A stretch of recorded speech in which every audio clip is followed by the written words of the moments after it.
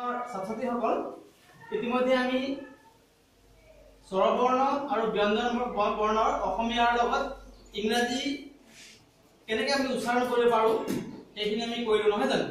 এতিয়া আহিছো আমি এই ইংৰাজীত যে আমি স্বৰবৰ্ণ বুলি কলো ভাৱেল, যেটো ভাৱেলত কেইটা বৰ্ণ আছে?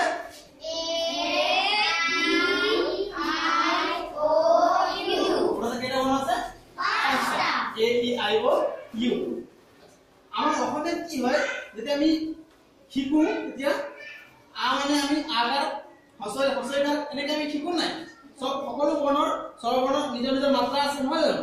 ইংৰাজীত তেনেকৈ কোনো মাত্ৰা বুলি বেলেগে কোনো নাই, বস্তু নাই। তাতে কি আছে? কেৱল ভাৱেল আছে। এই পাঁচটা ভাৱেল সাউন্ডে উচ্চাৰণে আমাৰ এই মাত্ৰাৰ অসমীয়া মাত্ৰাৰ কাম কৰে ইংৰাজী লিখোতে বা পঢ়োতে। এতিয়া এই পাঁচটা ভাৱেল সাউন্ড বেলেগ বেলেগ বৰ্ণৰ লগত যোগ হলে কেনেকৈ উচ্চাৰণ কৰিব সেই বিষয়ে আমি শিকিবলৈ আমি আগবাঢ়িছো। আপোনালোকক আৰু এটা কথা জনাই থওঁ, এই পাঁচটা 26টা বৰ্ণমালাৰ ভিতৰত এই A E I O U এই পাঁচটা ভাৱেল বুলি কোৱা হয় আৰু বাকি বিলাকক কি বুলি কোৱা হয়? কনসনেন্ট বুলি কোৱা হয়। কি কোৱা হয়?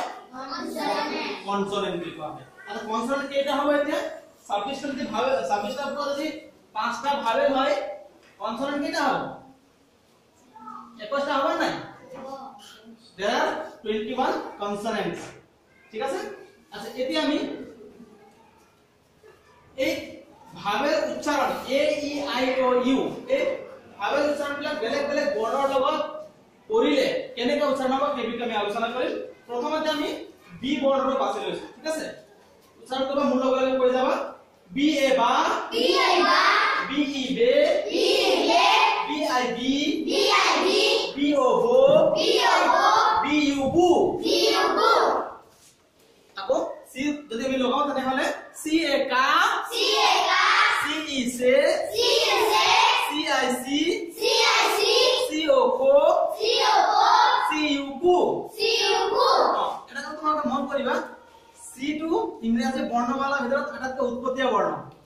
এইটো আটাইতকৈ উৎপত্তীয় বৰ্ণ। তোমালোকৰ ক্লাছত থাকে নহয় কোনোবা এজন অলপ বদমাছ, কাজিয়া কৰি পেলাই চুলি টানিব, এই তেনেকুৱা ধৰণৰ বৰ্ণ হৈছে ইংৰাজী বৰ্ণমালাত C টো। কিয় কৈছো মই? ইয়াত চোৱা C এ এইটো কা হৈছে, হয়নে? কা উচ্চাৰণ কৰিছে, কিন্তু C E হোৱাৰ লগে লগে C উচ্চাৰণ হৈছে। C I C C O কো হৈছে। ইয়াত আকৌ C O সো হোৱা নাই, কিন্তু C U কু হৈছে, C U সু হোৱা নাই কিন্তু।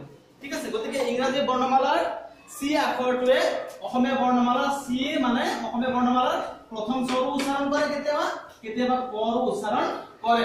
সেইটো নিৰ্ভৰ কৰিব তাৰ লগত যোগ হোৱা বৰ্ণটো কি আছে, এই বৰ্ণটোৰ ওপৰত নিৰ্ভৰ কৰিব। যেনে C লগত আ থাকিলে কা হ'ব, C লগত ই থাকিলে চে হ'ব, C লগত আই থাকিলে চি হ'ব, C লগত ও থাকিলে কু হ'ব, C লগত ই থাকিলে কু হ'ব। বুজি পাইছা?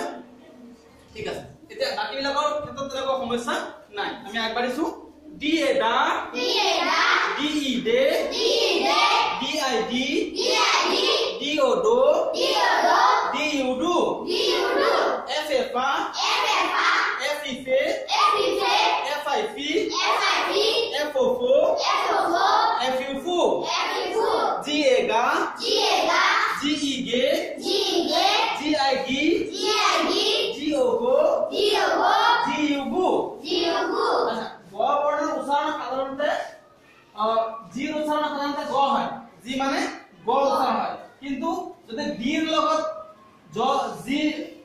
জি আখৰটো যোগ হৈ থাকে তেনেহলে জ উচ্চাৰণ হয়। মই এটা উদাহৰণ তোমালোকক লিখি দিছো ইয়াতে। D R I D G E ইয়াত ডিৰ পিছত জি আছে নাই? গতিকে এইটো উচ্চাৰণ ব্ৰিক নহয়। আমি পঢ়োতে বি আৰ আই ব্ৰি জি ই গ বুলি কৰিম নহয় নহয়, কিন্তু এইটো উচ্চাৰণটো ডি লগত লগালে জ হৈ যাব। যেনেকৈ আমি পঢ়োতে এইটো ব্ৰিজ বুলি কৰিম। বুজি পাইছা? এই ডিৰ লগত জি যদি লাগি থাকে তেনেহলে তাৰ উচ্চাৰণ ডি আৰু জিৰ উচ্চাৰণ একেলগে বৰ্গীয়া জ বা জ হ'ব। বুজি পাইছা? মনত থাকিব। B R I D G E bridge. তেনেকুৱা আৰু আছে fridge, F R I D G E fridge. এই তেনেকুৱা ধৰণৰ তোমালোকে পঢ়ি থাকিলে তুমি পাই থাকিবা। ঠিক আছে?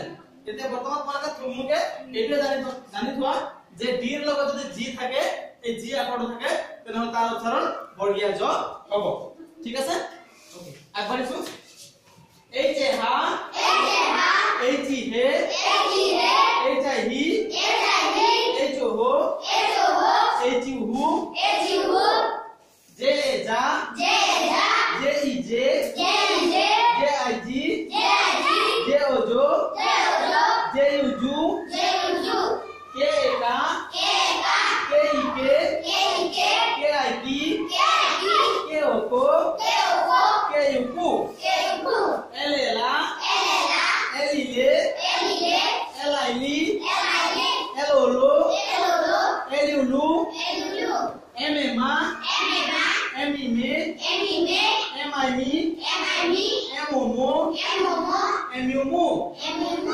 एनेना एनिने एनाइनी एनोनो एनुनु पीएपा पीईपे पीआईपी पीओपो पीयूपु क्यूएक्वा क्यूईक्वे क्यूआईपी क्वी क्यूओपो क्यूयूपु क्यू টা কো উচ্চারণ কৰিব ঠিক আছে কিউ আরে রা আরি রে আরাইরি আরোরো আরিউরু এসএসা এসইসে SIC এসওসো এসইউসু টিএটা টিইকে TIT টিওটো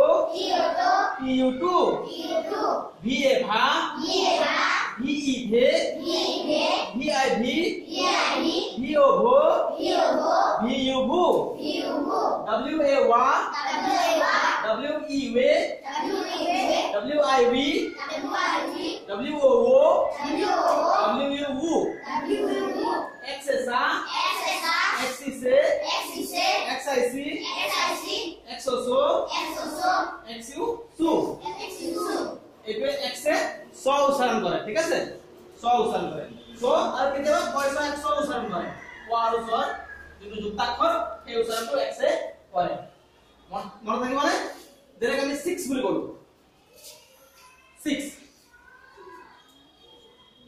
S I X এই X টোৱে এই পয়সা অক্ষৰ উচ্চাৰণটো কৰিছে X দি কোৱা শব্দ খুব কম আছে ঠিক আছে এটা বানিছো Y A ya Y E A Y I E Y O yo Y U Z za Z Z Z I Z Z O zo Z zu এই Z কে বর্গীয় জ উচ্চারণ বর্গীয় জ উচ্চারণ করে ঠিক আছে থুলমুলকে তোমালোকে এই কথাখিনি গম পালা আচ্ছা এইটো শিকিলে তোমালোকৰ কি লাভ হ'ব ইয়াৰ লাভটো হ'ব লাগিব নহয় জানো এইটো শিকিলে তোমালোকে ইংৰাজী কেনেকৈ পঢ়িব বা বানান কৰিব পাৰিবা সেইটো মই তোমালোকক অকমান বুজাই দিছো তোমালোকৰ নামবিলাক কি মই লৈছো বাৰু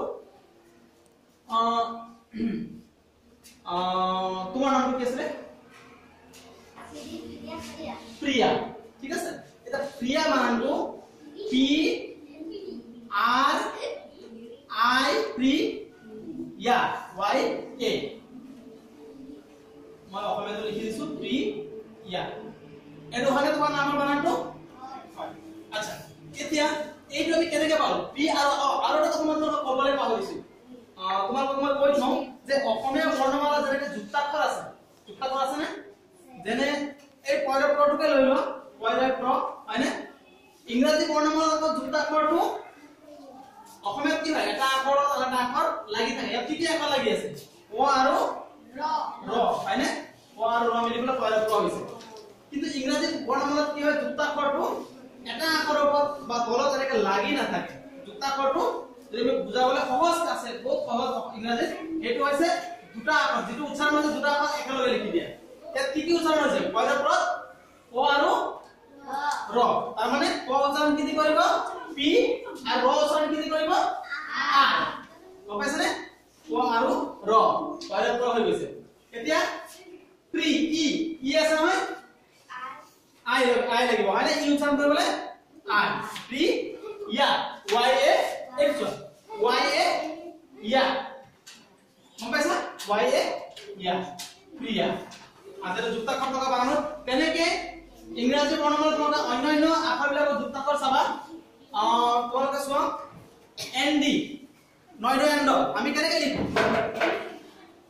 এইটো হয় নাই নয়ডো এন্ড হয়নে ইংৰাজী আমি লিখিবলৈ ন আৰু ড নটো সাউন্ড কি কৰিব N আৰু ড সাউন্ড কি কৰিব D N আৰু D নয়ডো এন্ড বুজি পাইছা কয়ৰে প্ৰ তেনেকে P আৰু R নয়ডো এন্ড ND এতে তোমালোকে কোৱাচোন কয়ৰে প্ৰ হ'বলৈ কি কি আখৰ লাগিব কয়ৰে প্ৰ হ'বলৈ দন্তীয়া ত আৰু কি যোগ হৈ আছে ৰ দন্তীয়া ত আমাৰ ইংৰাজী কোনটো আখৰ দন্তীয়া ত বুজায় টি হয় আৰু ৰ বুজাবলৈ কোনটো আখৰ লাগিব হৈ গ'ল ডাইৰেক্ট ৰ তয়ৰে ত হৈ গ'ল বুজি পালা সহজ নহয় জানো হা সহজ তোমাক আৰু এটা যুক্তাক্ষৰ কোৱাচোন তোমাৰ কাৰণে যুক্তাক্ষৰ কোৱা এটা তোমালোকৰ কাৰণে যুক্তাক্ষৰ এটা কোৱাচোন যুক্তাক্ষৰ মই কৈছো কয়ৰে ক্ল হয়নে কয়ৰে ক্ল ইয়াত কি কি আখৰ আছে ক জু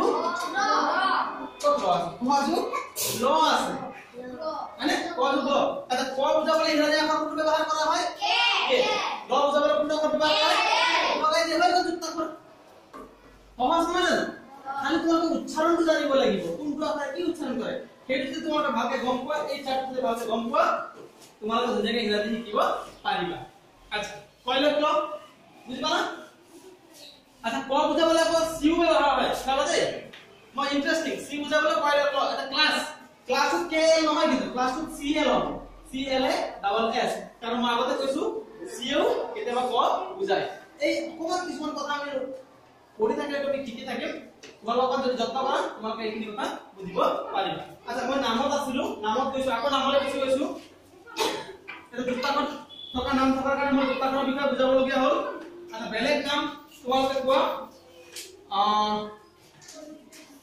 তোমাৰ নামটো কি আছিল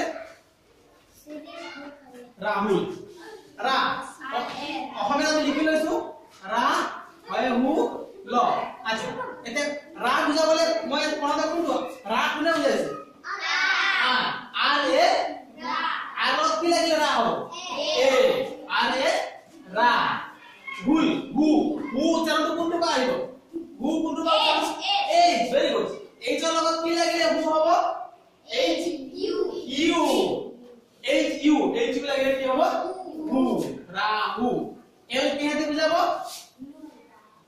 লৰ্ড সৰি লৰ্ড কি হেতি বুজাব এল ভেৰি সিম্পল হৈ গ'ল ৰাহুল নাম হ'ল নহল ৰাহুল তোমাৰ নাম কি আছিল বিক্ৰম আচ্ছা অসমীয়াত লিখি লৈছো বলছে বি কয় খ ম আচ্ছা বি প্ৰথমতে কি আছে উচ্চাৰণটো বি বি বুজাবলৈ কোনটো আহিব বি বি বি লগত কি লাগিব বি এ বা বি ই বে বি আই বি গতিকে আমি পাই গ'লো বিক্ৰম বি বুজাবলৈ কি লাগিব বি আৰু আই বি হ'ল ক্ৰম কে ক আৰু ৰ যুক্তাক্ষৰ আছে নাই ক বুজাবলৈ কে আৰু ৰ বুজাবলৈ আৰ ৰম অ সাউন্ড আছে নাই এ তো অ সাউন্ড বুজাব আৰু এম বিক্ৰম এম তে মই বুজাব নহয় জানো হৈ গ'ল বিক্ৰম গম পাইছা তোমাৰ নামটো কি আছিল মৰমী মো ও মৰমী বুজাবলৈ ম ৰ মি হয়নে